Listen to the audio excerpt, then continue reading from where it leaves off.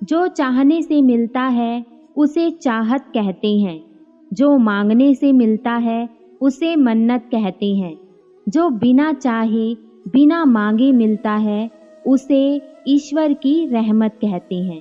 श्री कृष्ण कहते हैं, देख कर दर्द किसी का जो आह निकल जाती है, बस इतनी सी बात आदमी को इंसान बनाती है। एहसास की नमी होनी ज़रूरी है हर रिश्ते में, वरना रेत भी सूखी हो तो निकल जाती है हाथों से। रिश्ते इसलिए भी नहीं सुलझ पाते क्योंकि लोग गैरों की बातों में आकर अपनों से उलझ जाते हैं। आरज़ू होनी चाहिए किसी को याद करने की, लम्हे तो अपने आप ही मिल जाते हैं।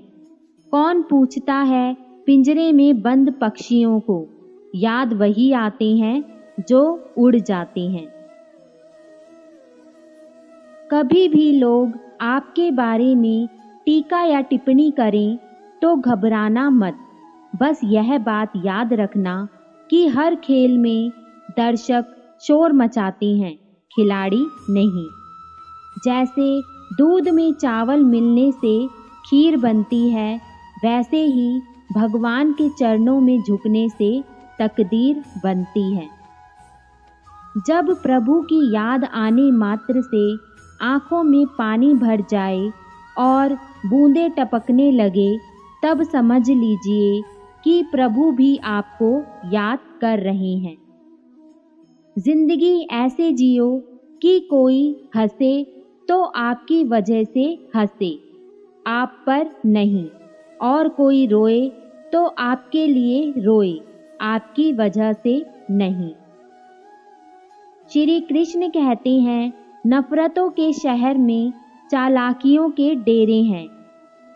यहाँ वो लोग रहते हैं जो तेरे मुंह पर तेरे हैं और मेरे मुंह पर मेरे हैं। जो झुकते हैं जिंदगी में वो बुज़दिल नहीं होते, यह हुनर होता है उनका हर रिश्ता निभाने का। कर्म के पास ना कागज़ है और ना ही किताब है, लेकिन उसके पास सारे जग का हिसाब है। श्री कृष्ण कहते हैं, रिश्तों की माला जब टूटती है तो दोबारा जोड़ने से छोटी हो ही जाती है, क्योंकि कुछ जज्बात के मोती बिखर ही जाते हैं। विज्ञान कहता है, जीभ पर लगी चोट सबसे पहले ठीक होती है, और ज्ञान कहता है, जीभ से लगी चोट कभी भी ठीक नहीं होती। किसी का सरल स्वभाव उसकी कमजोरी नहीं होती। जैसे अगर पानी रुका हुआ है तो यह उसकी कमजोरी नहीं होती, किंतु पानी का तेज बहाव बड़ी से बड़ी चट्टानों के टुकड़े कर देता है। कपड़े और चेहरे अक्सर झूठ बोला करते हैं, इंसान की असलियत तो समय बताता है। भरोसा तोड़ने वाले के लिए बस एक ही सज़ा काफ़ी है, उसको जिंदगी भर के लिए खामोशी तोहफे में दे दी जाए। सच ही कहा है किसी ने कि समय के साथ हर कोई बदल जाता है। गलती उसकी नहीं जो बदलता है, गलती तो उसकी है जो पहले जैसा रह जाता है। भगवान भी ना जाने कैसे रिश्ते बना देता है, अनजानों को दिल में बसा देता है। जिनको हम जानते भी ना थे उन्हें जान से भी ज़्यादा प्यारा बना देता है। श्री कृष्ण कहते हैं, इंसान एक दुकान है और जुबान उसका ताला। ताला खुलता है तभी मालूम होता है कि दुकान सोने की है या कोयले की। सोचने से कहाँ मिलते हैं तमन्नाओं के शहर, चलना भी ज़रूरी है मंजिल पाने के लिए। श्री कृष्ण कहते हैं, ना हथियार से मिलती है ना अधिकार से मिलती है, दिलों में जगह अपने व्यवहार से मिलती है। सुख दुख तो अतिथि हैं, बारी बारी आएंगे और चले जाएंगे। यदि वो नहीं आए तो हम अनुभव कहाँ से लाएंगे।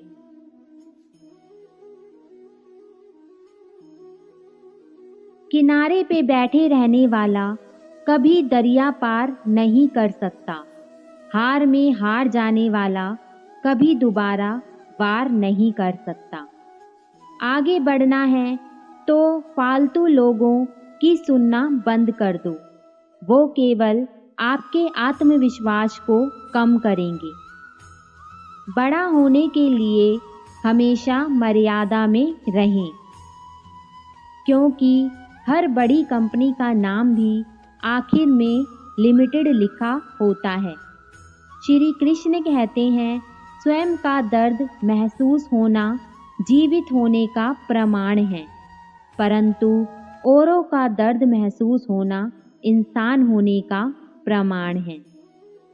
दूध से भरे मिट्टी के बर्तन का दर्जा विष से भरे सोने के बर्तन से ऊंचा होता है। इसी प्रकार मनुष्य की बाहरी सुंदरता से अधिक भीतरी संस्कारों का मूल्य होता है। अपना हिस्सा कभी मांग कर देखो, सारे रिश्ते बेनकाब हो जाएंगे। अपना हिस्सा छोड़ कर देखो, सारे कांटे गुलाब हो जाएंगे। जब कोई परेशान होकर अपनी समस्या आपको कहता है तो वह आप पर ईश्वर जैसा विश्वास करता है। कृपया उसके विश्वास को ना तोड़ें। जब किसी गरीब के दिन फिरते हैं तो वही रिश्तेदार जो पहले इससे आंखें चुराते थे, इसकी राह में आंखें बिछाने लगते हैं। इंसान को कभी अपने वक्त पर घमंड नहीं करना चाहिए, क्योंकि ये जिंदगी है, एक दिन छोड़कर चली जाएगी। मेज पर होगी तस्वीर और कुर्सी खाली रह जाएगी। एक बार एक मूर्तिकार ने अपने बेटे को मूर्ति कला सिखाने का निश्चय किया। बड़ा होकर मूर्तिकार का बेटा भी मूर्तिकार ही बना। दोनों अब साथ में अपनी मूर्तियां बेचने बाजार जाते और अपनी अपनी मूर्तियां बेचकर आते। पिता की मूर्तियां 40-50 रुपए की बिकती, पर बेटे की मूर्तियों का मूल्य 3-4 रुपए से ज़्यादा ना मिलता। बाजार से आने के बाद मूर्तिकार अपने बेटे को पास बिठाता और मूर्ति बनाने में हुई गलती के बारे में बताता और अगले दिन उस गलती को सुधारने के लिए कहता। यह क्रम कई सालों तक चलता रहा। लड़का काफ़ी समझदार था। उसने अपने पिता की सभी बातों को बड़े ध्यान से सुना और अपनी कला में सुधार करने का प्रयत्न किया। कुछ समय बाद उस लड़के की मूर्तियां 50 रुपए तक बिकने लगी। मूर्तिकार अब भी अपने बेटे को उसी तरह समझाता और मूर्ति बनाने में होने वाली गलती के बारे में अपने बेटे को बताता। बेटे ने अपनी कला पर और अधिक ध्यान दिया। उसकी कला और भी अधिक निखरने लगी। अब मूर्तिकार के बेटे की मूर्तियां 100-100 रुपए तक बिकने लगी। बेटे की कला को सुधारने का क्रम मूर्तिकार ने अब भी बंद नहीं किया। एक दिन बेटे ने झुंझला कर कहा, आप तो दोष निकालने का काम बंद ही नहीं करते। मेरी कला तो अब आपसे भी अच्छी हो गई है। अब तो मुझे मेरी मूर्तियों के लिए 100 रुपए तक मिल जाते हैं, लेकिन आपकी मूर्तियों की कीमत अब भी 50 रुपए ही है। मूर्तिकार ने अपने बेटे को समझाते हुए कहा, बेटा, जब मैं तुम्हारी उम्र का था तब मुझे मेरी कला का अहंकार हो गया था और फिर मैंने अपनी कला में सुधार करना छोड़ दिया। तब से मेरी प्रगति रुक गई और मैं 50 रुपये से अधिक की मूर्तियाँ ना बना सका। इसलिए तुम अपनी गलतियों को समझने और उसे सुधारने के लिए हमेशा तैयार रहो, ताकि बहुमूल्य मूर्तियाँ बनाने वाले श्रेष्ठ कलाकारों की श्रेणी में पहुँच सको। आपका अहंकार आपकी उन्नति के सारे रास्ते बंद कर देता है, इसलिए अपने अहंकार को पीछे रखकर सीखने के लिए हमेशा तैयार रहना चाहिए।